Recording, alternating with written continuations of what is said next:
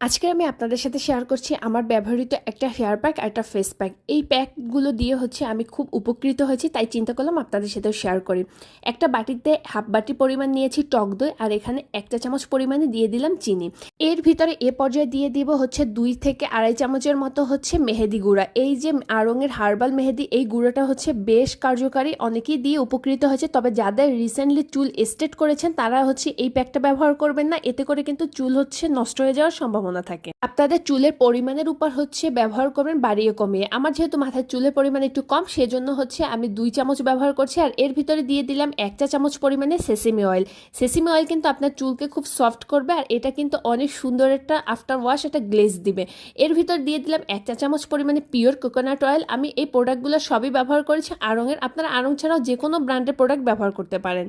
এই হেয়ার প্যাকটা ব্যবহারের পর আমার চুলে অনেক বেশি সফট এবং শাইনি একটা লুক দিয়েছে। আপনারা চাইলে বাসায় এই হেয়ার প্যাকটা ব্যবহার করতে পারেন। এ পর্যায়ে তৈরি করছি একটা ফেস প্যাক। এটা বাসায় থাকা উপকরণ দিয়েই তৈরি করছি। একটা বাটিতে নিয়েছি হাফ কাপ পরিমাণে টক দই। টক দই কিন্তু ফেসের অনেক উপকার করে এবং রোদে পোড়া ভাবটাকে দূর করে।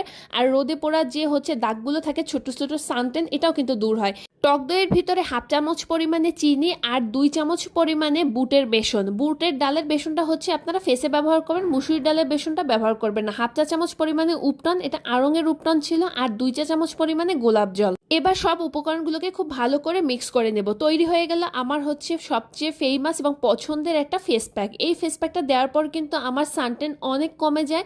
যাদের রোদে পোড়া কালো দাগ আছে স্কিনে, বা ছোট ছোট গুড়ি গুড়ি বিচি আছে, এই ফেস প্যাকটা দিলে কিন্তু আপনারা অনেক বেশি উপকৃত হবেন।